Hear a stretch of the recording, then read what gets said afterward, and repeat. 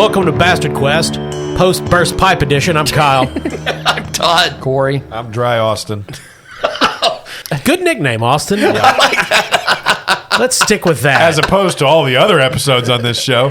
No, I like that one. Yep. You finally won me over. Dry Austin. Yeah, we've had quite an eventful week since our last recording. The Bastard Quest headquarters studio was completely flooded, and miraculously, the only thing that we completely lost was our Power Rangers source book. Yeah, I think so. Of the thousands of gallons that rained on everything, including all of our audio equipment, which works fucking fine, apparently. Yeah. But the Power Rangers have angered God. I just thank Jesus. He definitely is not a Power Rangers fan, I can tell you that. Not. But Kyle's the only one that lives here, so who cares? That's true. That's true. Right now, the looming economic disaster that will be the United States, I'm going to start renting out rooms in the basement here.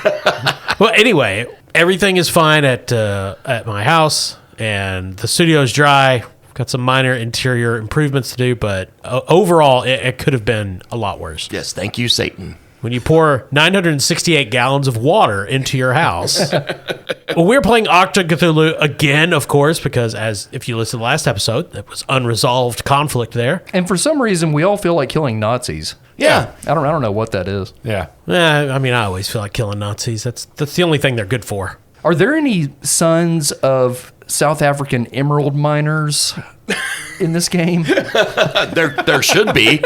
If you're a Patreon member and you want to be the son of a South African mineral farmer or apartheid lord that gets killed on Bastard Quest, join the highest tier. Boy, No. they're going to line up now. Mainly, I just been nostalgic for the days when, like, it was just like movie shorthand, you know? It's like, who's the good guy? Oh, look, that guy's a Nazi. He's obviously the bad guy. Everybody was on board. And also, you know who else? Russians. Russians were big bads. Yeah, watch a Red Dawn. Yeah. I think I am. So, Todd, who are you playing? I am Sven. I am from Norway. I enjoy killing the Nazis and eating lutefisk.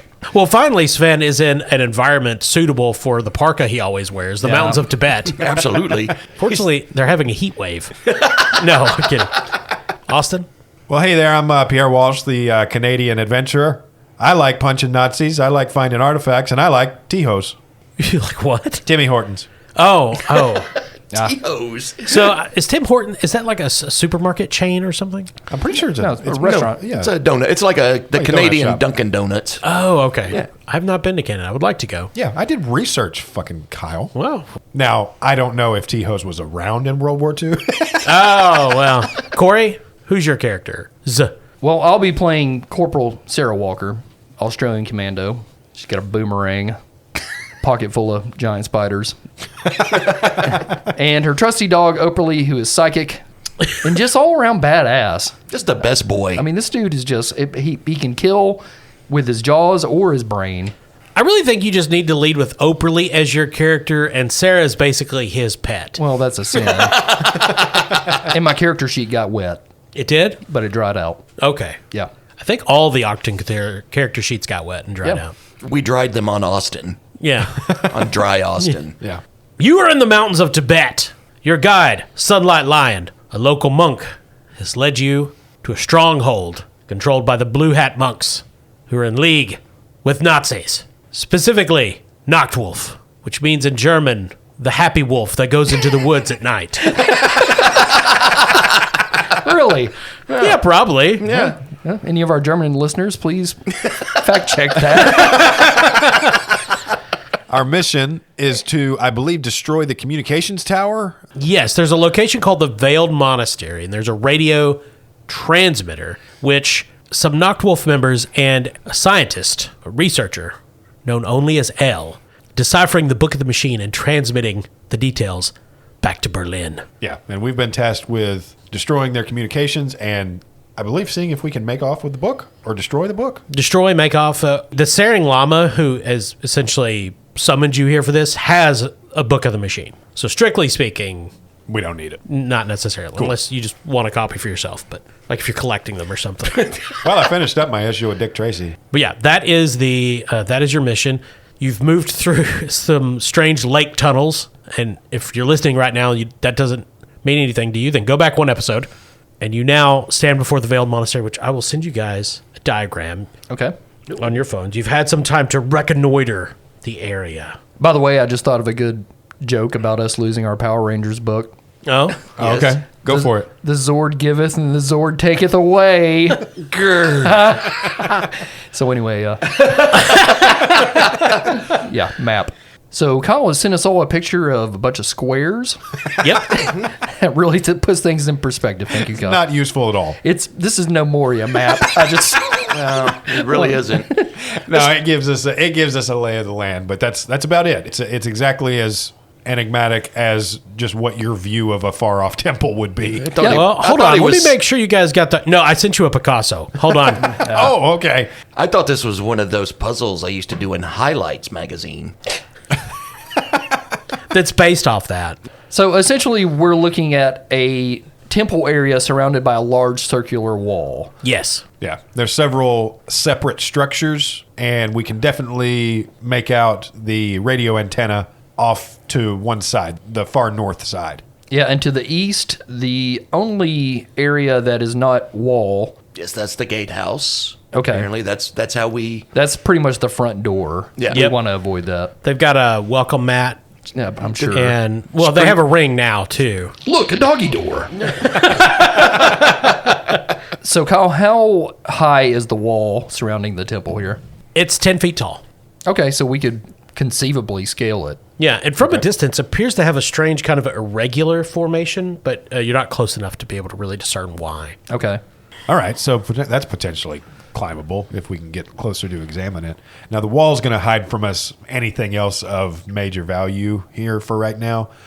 We do have the map that gives us a layout, but we won't be able to see, I'm assuming, any patrols or anything like this. This is essentially a temple that's been co-opted by the Nazis for this use, right? This was not built. Well, it was built by the Blue Hat monks, who are Yeah. the evil monks. Gotcha. Okay. So then we don't have to worry about any kind of hostage situation or anything like that. Oh, no, you can kill everybody inside. Cool. Yeah. All open, free fire environment. That's what the bastards like to hear. Sven is very excited. Yeah. So we have no idea where the book is. I mean, it stands to reason there's like a ziggurat type thing at the north Austin was talking about with the antenna on it. Yeah, that's called the Thunka Wall. And then there's a large temple directly in the center, and it's kind of surrounded by a dozen or so smaller buildings. Yeah, that's the central temple. Well, okay, the wall is scalable. We know that. The decision we really need to make right now is which direction we're coming in from. So I vote that we move around the perimeter of the wall until we're as close to the antenna house as possible. The major objective needs to be taking out communications. True. Because if we take out communications, it doesn't matter if they have the book or not. True. They can't transmit anything out. So we want to come from the west side then, probably. Yeah. Yeah. We might even be able to, if we can't directly scale the wall, we might be able to use the mountains to our advantage. Yeah, the Thunka Wall does set up against the base of a sheer mountain side. So between that and the wall, we should be in good shape to get over. If we can directly infiltrate the communications structure, then we can take care of that first and then try to make our way to the center. Okay. Before we get going, guys, I just want to let you know that I am very much looking forward to killing these blue hat monks because you know who else wears blue hats? Cops. I forgot. Oh, boy. Sven has a real problem with authority figures. He really does. Sven does not back the blue. No. So you guys are going to approach from the west, hewing close to the wall, or the perimeter wall, and then perhaps trying to scale the Thunka Wall or the mountain or something of that nature. Yeah. Obviously, we'll skirt around the main kind of entrance structure, but we'll stick close to the wall and then close to the mountains. Are you making any special preparations before you go? So I have all the equipment I need. I've got 3 C4 charges, obviously my Thompson, my 45, and I have that new silver Furba dagger that Sunlight Lion gave to me. And I've got a psychic dog. Yep. Feeling good about that. And Sven has the Hammer of Thor, which I think would probably be useful in taking out the antenna. We should specify that's a magical spell and not literally Mjolnir. No, but I call upon the power of Mjolnir. Yes, but you don't have Thor's hammer that you're just walking around with, calling down lightning and smiting foes. Well, he has a replica. You got to have something to channel it, Kyle. He does have the actual undershirt of Thor Yeah, that he wears. Yeah, yeah. it's kind of like Mormon underwear. Actually, it's Thor underoos. Thorman underwear. Thorman. Yeah. You got your thermals on? Gerp. All right. What time of day are you making this approach? Night. Yeah. Yeah. Sensible. Glad your answer was at noon. Also, remember, Sven is a master of disguise. Oh, So okay. he could dress as a blue hat monk or... And I've got my burglar's tools, my spy kit, and my disguise kit. Well, I mean, we're gonna start killing the first thing we see, so we could conceivably dress up however we want. Yeah, right. Wonder if the dogs have jobs in this place. We'll get Oprah a robe and a blue hat. Oh, it'd be so fucking cute. Okay. You wait until the cover of night, and when the darkness has settled, you make your approach from the west, moving, one presumes, with stealthiness, and as such, roll your stealth. I say it's difficulty 2. No light pollution in this tranquil mountain valley. The moon is bright. So I'm going to make this a coordination and stealth roll to navigate the terrain while remaining quiet. Okay. And so that means my target number is going to be 13. Sven is going to do the same. He has a stealth of 2 and a coordination of 10, so his target number will be 12. All right.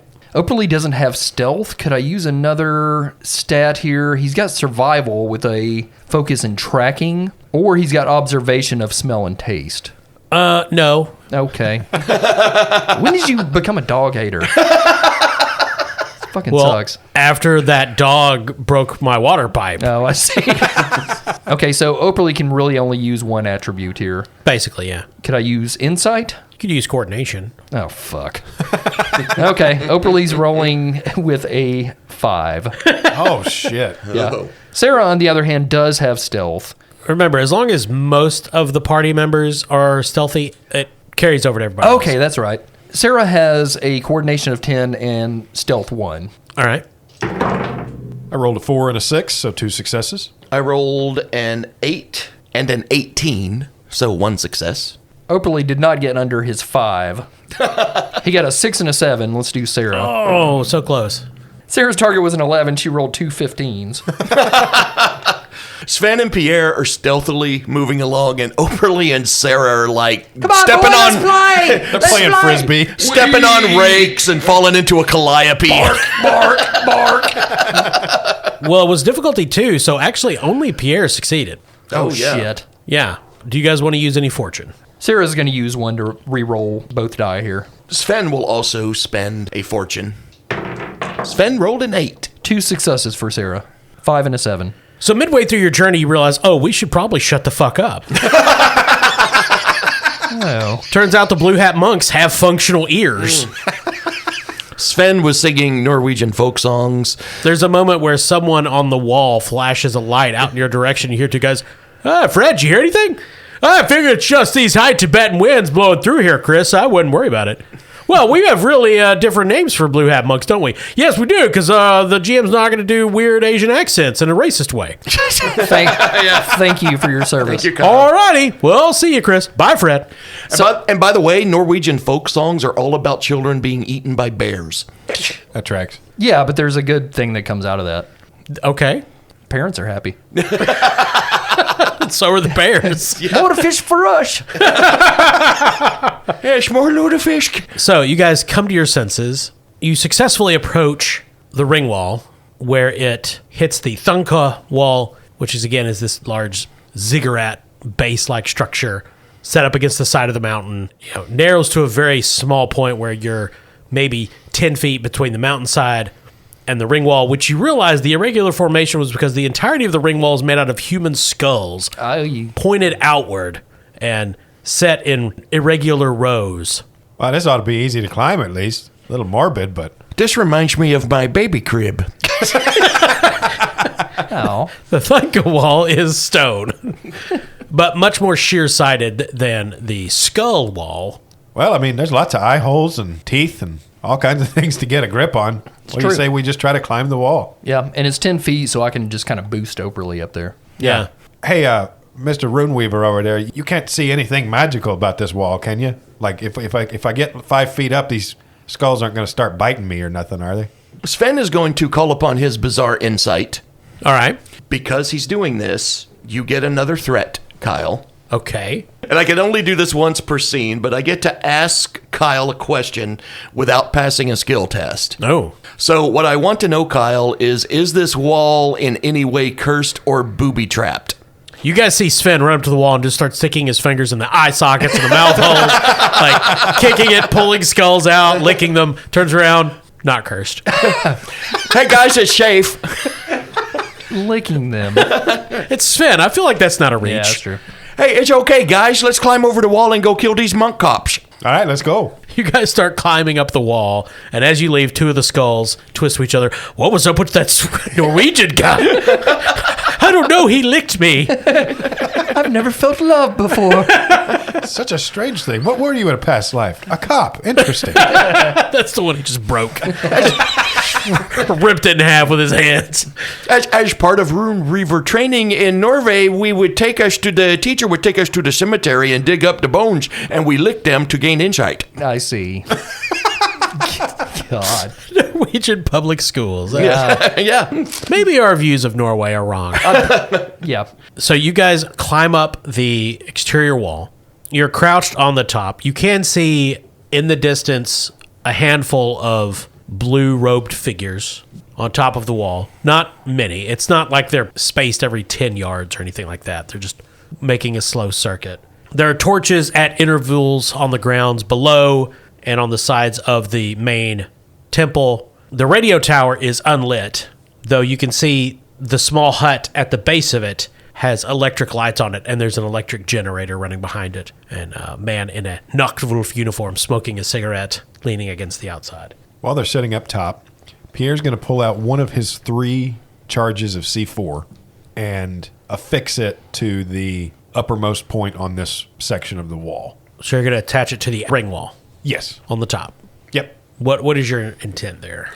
Pierre's plan is to, unless we get into a battle where we might need something desperate like one of Sven's magic spells to destroy the tower, it's Pierre's hope that I can get C4 planted on this communications tower or perhaps the whole communications building and then make our way to the book. But if everything goes according to plan, we don't have to actually blow the tower until we're making our way out or are successfully out. Okay, that could work. You would need to put the C4 at the base of the wall. Okay, I mean, I can do that on the way down. Yeah, because the top would just like blow some skulls off and stuff. But Okay. if you want a hole. So are you guys going to climb down to plant explosives? Well, I mean, do we want to go directly to the tower itself on top of the little ziggurat type thing? Apparently, there's only one Nachtwolf in there smoking a cig. Well, he's down at the base. Yeah. Yeah, if we could get there from here, that's even better. Is that possible, Kyle? You could. Now remember the Thenka wall. The Thenka is what we're going to call it from now on because saying Thenka wall is just confusing when we're talking about the ring wall. But the Thenka is 100 feet high. Oh, okay. Now, there is a stairs, very steep stairs at the front, but if you're going to climb up from the ring wall up the Thenka, you're climbing 90 feet. Okay. Up a not quite sheer cliff, but pretty much.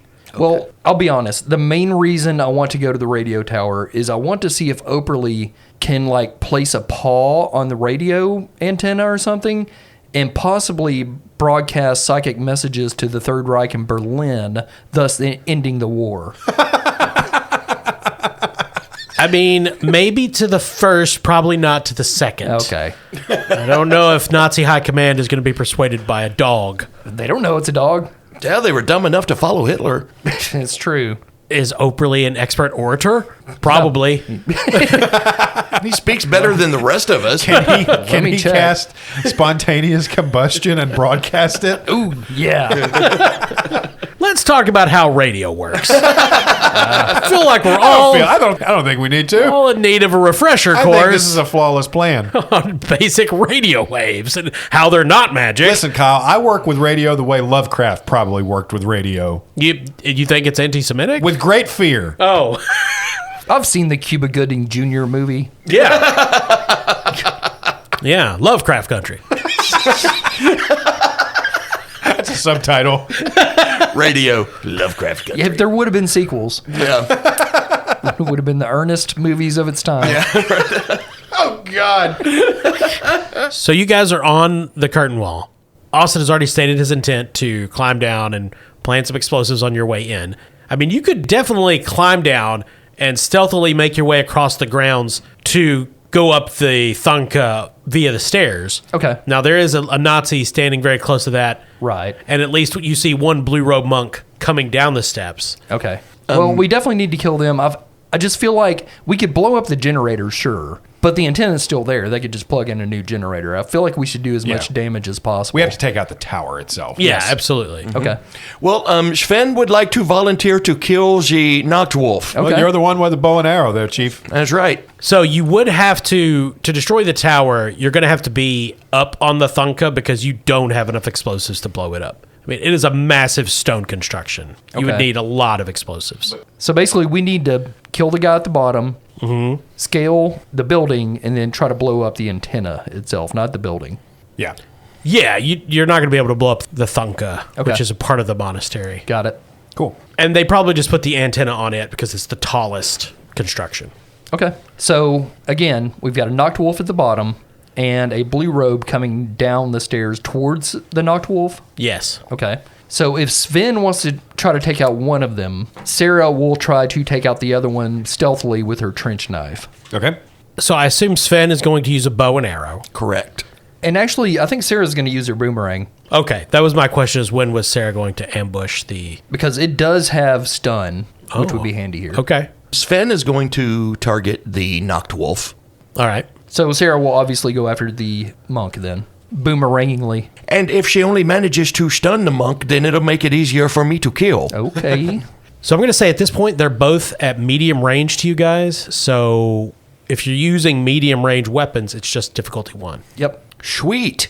Sven has a coordination of 10 and a fighting of 3, so his target number will be 13. Now, are we going to say that Pierre has already climbed down and set the explosives at the base of the wall before this?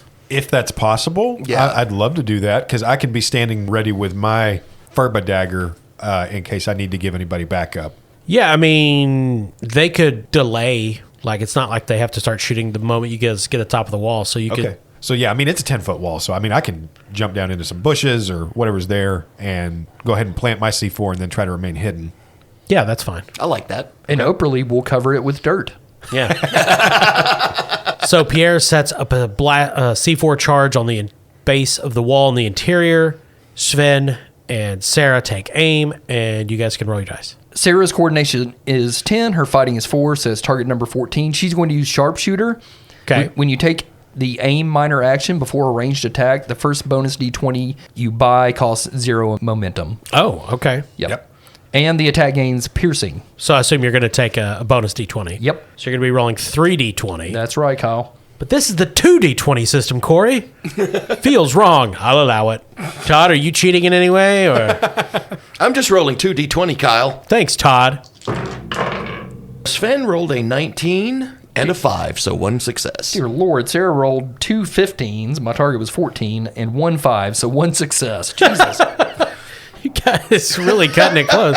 Roll your damage. My damage is 2d6, and 1s and 2s count as the amount. Yes. 3s and 4s are nothing. 5s and 6s are effects. 1 plus effect. Yeah, 1 damage plus effects. Yep. Sven's bow is 3d6. It's piercing, and it is also vicious. Yeah, my boomerang is now piercing. Shopping the end of it. Sarah got a 3 and a 6. The 3 counts for nothings. The 6 would be 1 damage, and the effect, which is stun. The boomerang whips out from Sarah's hand, spiraling across the night through the darkness, and pops the blue hat monk right in the head, stunning him. Also, he's on stairs, so he immediately topples and goes thump, thump, thump, thump, thump, thump, down about 20 or 30 stairs, landing in a heap, a sprawl, if you will, at the base, going, oh. The arrow Monk pain. flies from Sven's hands. Todd, what did you roll? I rolled a 1, a 5, and a 6. Ooh. So 3 damage and 2 effect. So you have vicious or pierce. Pierce. Pierce can reduce armor. Vicious effectively increases damage. So you do 3 damage to the radio operator, which is not enough to kill him. So he turns, and the arrow sinks into his chest, and he looks down at it. Ah! Fritz, that's an arrow! Please, call the Fuhrer! Pierre moves in quickly. So this radio operator is screaming because he just got shot with an arrow. Hey, my boomerang didn't come back. I knew I should have charged it last night. Sarah only had 1 bar on her boomerang. That's what happens. I knew these mountains would fuck this. God damn it, Oberlin. So the monk is stunned. The radio operator is severely injured. Pierre is charging, correct? Yeah, I'm going to charge up behind him and try to cut his throat. Oberly is also in pursuit. So Oberly and Pierre charge. We are now in initiative. Ooh. So, Austin, if you want to take the first initiative, that would be great. All right, Pierre runs up to the soldier as he begins screaming, seizes him by the hair and yanks his head back, putting the silver furbutt dagger to his throat, ready to cut his throat. And as he does so, he looks over at Oberly and says, "Hey there, boy, sick 'em," and points to the blue hat cultist laying at the bottom of the steps. You're not the boss of me. Well, if you could be helpful in some way, at least. And then he starts to cut the guard's throat. He says, please, I have so much to live for. I love how Kyle humanizes everyone we murder. Just before we kill them. It's wonderful. I'm actually from Austria. From a distance, he'll show him kicking a dog, but when we get up close and have a knife in their eye, please, I have a wife and 3 children. I'm kidding. I'm a Nazi piece of shit. Roll your attack, Austin. All right, Slice, for a close-up, stealth kill with a knife, is this going to be brawn or can I use agility? I believe it's always agility. Okay, and great. Fighting. I think brawn does affect damage, but... All right, so my target number is a 13. And I believe all melee is difficulty 2. Okay. A 2 and a 10. All right, Austin, roll your damage. Okay, the silver furba dagger does 3 effect die damage. There's a 1 and 2 5s, so 1 and 2 effect. It has an effect of vicious, so I'm just going to add 2 additional points and call that a total of 5 damage. Pierre opens the radio operator's throat. Fresh red blood splashes down his chest and onto the dry ground in the Tibetan highlands. Shh, we call this one the Canadian lullaby. Well, he had been screaming, so there's definitely going to be people alerted. His final words are, I am just 12 years old. God. I had a growth spurt. The cigarettes made me grow a mustache. That was the 40s, everybody looked older then. Yeah. That is the only way I made it to this beard. Yeah, in the 40s, Eisenhower was 31. Okay. Few people know that.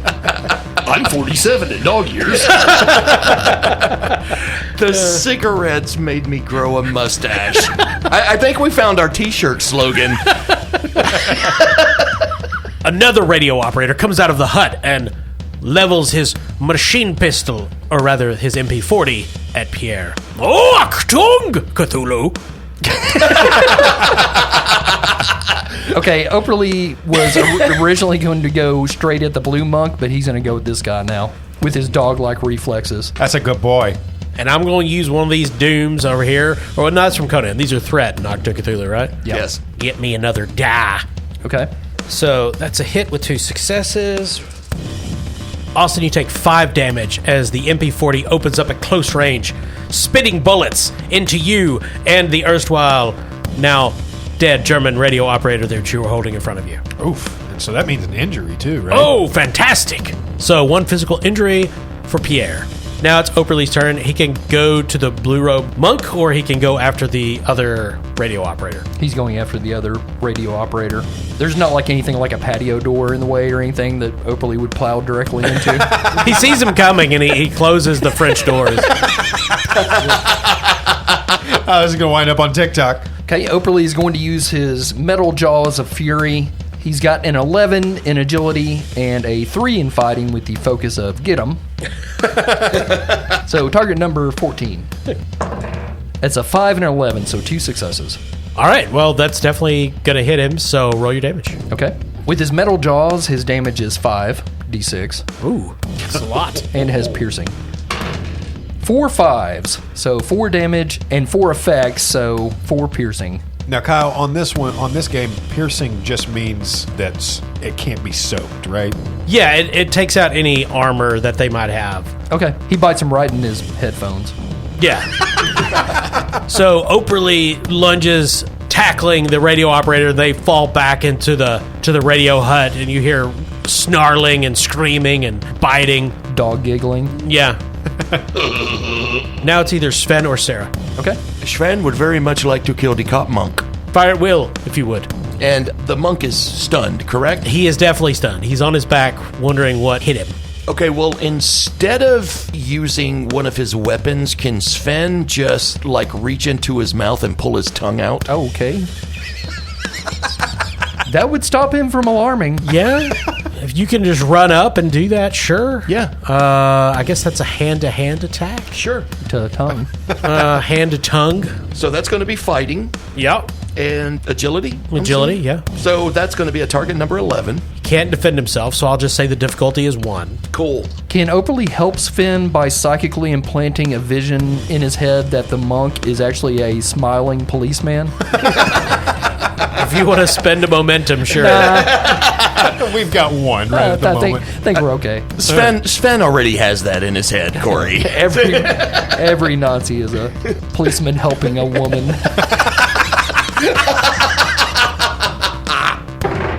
My target was 11, and I rolled an 11 and a 3. Ooh, nice. Oh, so you actually generated an I extra generate momentum. a momentum. Cool. Roll your damage. I picture Sven's got a thin blue line flag, but he cut out the blue part. He just drenched it in blood. It's a thin blue line with an arrow through it. There we go. What kind of damage would I roll on, like... Oh, it's an injury for sure. hand to tongue. I think this is our first literal hand-to-hand fight in which somebody's literally just using a hand. And I don't know what it is, and I'm too lazy to look in the book. So it's going to be 2 challenge dice, 2d6. Okay. That's a 4 and a 2. So you guys see Sven run up and shout something in Norwegian and just jam his hand inside this monk's mouth. And it's like grappling around, trying to pull the guy's tongue out. The guy's like, Pierre's struggling to his feet, and he watches and goes, "Oh yeah, I think they call that move the unpleasant festing." So now it is Sarah's turn. By the way, Sven is going to... we take the tongues and I put it in my pouch. I take it back to Norway when all of this is over and cook it inside a reindeer intestine, and then I will own this man's soul. Can I have some of that? Okay, so we've got one dead knocked wolf. The monk is still alive but not happy. He's unhappy. There's a man's hand in his mouth. A strange man. And the one that Operly is engaged in, he's still alive. He is. It does not sound like things are going well for him in the hut, though. Okay. I like a good off-screen kill. Yeah, it's not great. He's had better days. Well, I guess Sarah's going to start going up the stairs. Okay. Towards the antenna? Yeah. All right. All right, bye. Hey, Sarah! And Pierre tosses her a charge of C4. Ah, thank you. Sierra is heading up the stairs. Next round, who wants to go first? Operly's going to try to finish off this radio operator. All righty. Difficulty 2. Going to continue to use his iron jaws. Target number 14. Focus of 3. It's a 4 and a 10, so 2 successes. All right, roll your damage. That's 5d6. Oh, that's a good fucking boy. That's a total of 6 damage and 2 effects of piercing. There's a crunching sound, a scream, and then everything goes quiet. And after a moment, Operly comes trotting out, Licking his jowls. carrying an arm. Can somebody throw this? I'm not going to give it to you, but you can throw it. The monk with the hand down his throat reacts negatively. I'm going to spend a threat, roll 3 dice, because I love America. Well, it's pretty great. 3 successes. Ooh. Does the monk have metal jaws too? He doesn't, not Okay. since the surgery. They have weird orthodontists in Tibet. So he generated 1 more success that he needed, so I'm going to go ahead and add another die. And I've got all this threat. I'm going to add another one, because Austin suffers too much. It's times Todd suffered as well. 8 damage. Oh, God. 8 stress. Oof. Now, do you have any armor? Does Sven have armor, Todd? He does not. You take 8 stress and an injury. How many stress do you have remaining? I have 7 stress remaining. The monk glowers at Sven, grabs the wrist of the hand that's down his throat, and instead of trying to pull the hand out, pulls Sven in closer and wraps his legs around Sven's chest and starts kneeing Sven in the head. Meanwhile, he's going, because there's a hand in his mouth. And it's your turn, you guys, whichever one of you wants to go. Pierre runs over, pulling his 45 from his pocket and kind of nursing a... Kyle, for this injury, I'm going to say Pierre took most of those bullets in the left side, and it's going to incapacitate my left arm. Okay. I'll still be able to use the Thompson, but I can't aim with it, and the only thing I can aim with is my 45, let's say. Works for me.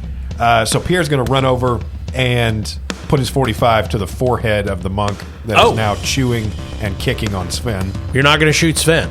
I'm going to try not to. Well, Hopefully with my gun to his forehead, it's easier. that's a choice.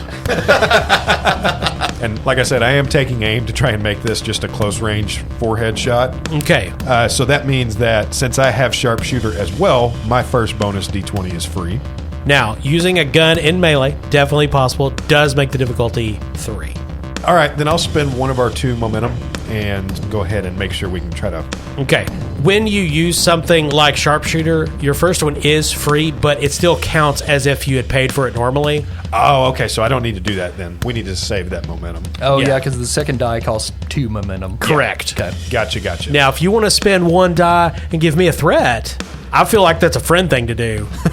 You spend a momentum, I'll take a threat, you get an extra die. I mean, win-win. I'm just going to take my chances. All right. So for coordination and fighting, my target number is going to be 14. And I do have a focus in handguns, so my crit range is going to be 3. Ooh. Okay, an 18 on one of those, but I rolled a 10 and a 1, so 3 successes. Ooh.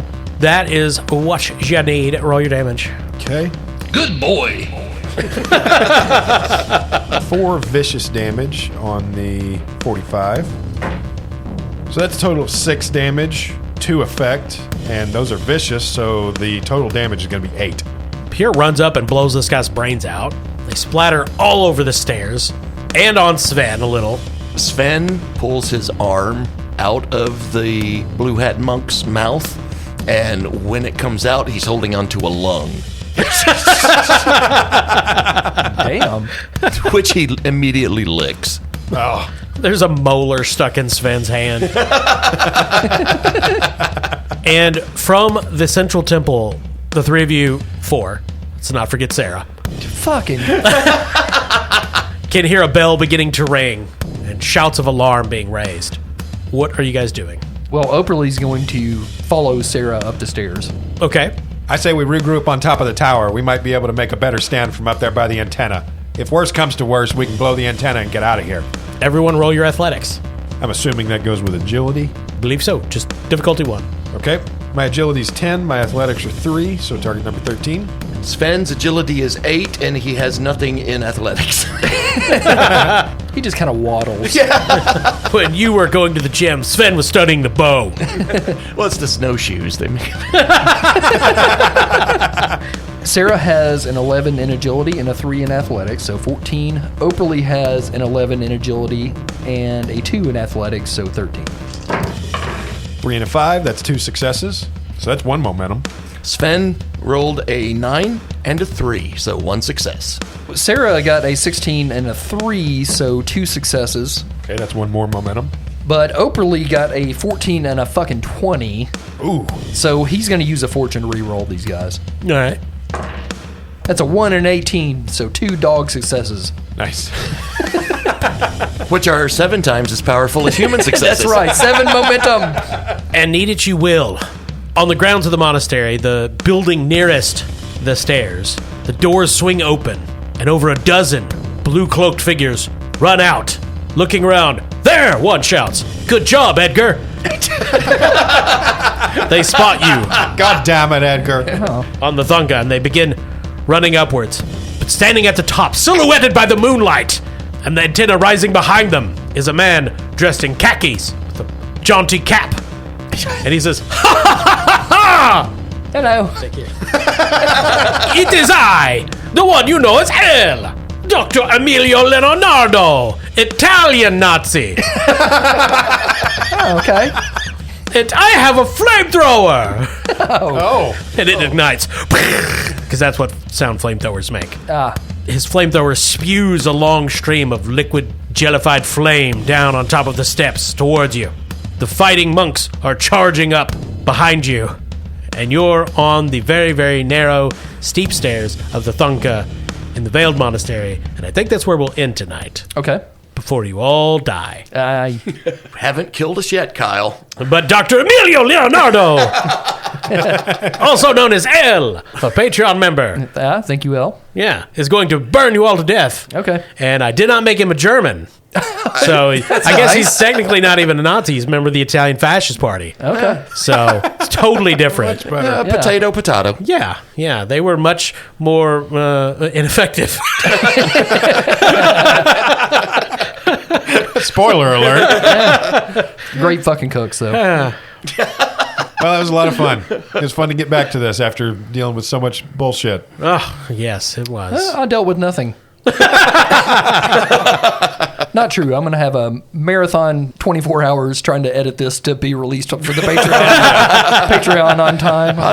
We had a nice, comfortable lead time recording episodes there for just a little while, and as usual, something kind of takes precedent. Yeah. I don't know. I was just going to go home and have a Gene Hackman marathon. I don't know. That's pretty awesome. Yeah. They're going to find Todd 4 days later. Gene Hackman's basement. Somehow just got there. You know, with only a pile of pills and a worn-out copy of Enemy of the State. Yeah. Apparently there's a man in Gene Hackman's basement in a piranha tank. No idea how it got there. Completely skeletonized. The autopsy says his body died way after. Yeah. But the water damage suggests he's been here for years. Gene Hackman's house is the new Bermuda Triangle. Tomorrow a plane's going to crash into it. He was surrounded by some really nice dice. Oh, yes, and if you have a basement that is prone to water damage and you have dice down there, make sure they're dice from NorseFoundry.com because they all survived the flood. They're actually shinier now. Yeah, they are. Yeah. Our cheap styrofoam dice didn't make it. Yeah.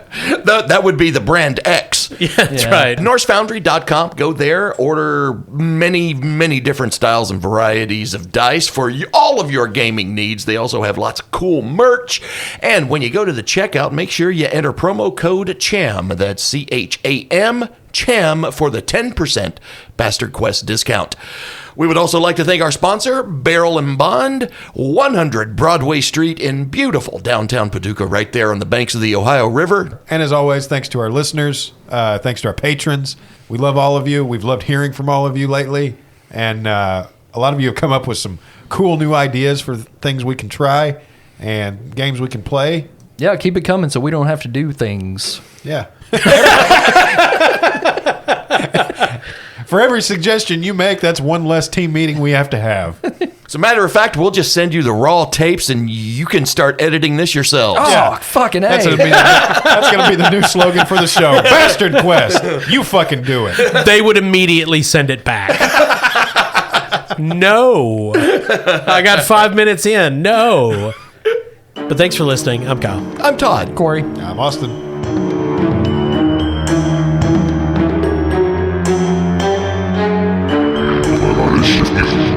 Meidän ei läsistä, lehdi,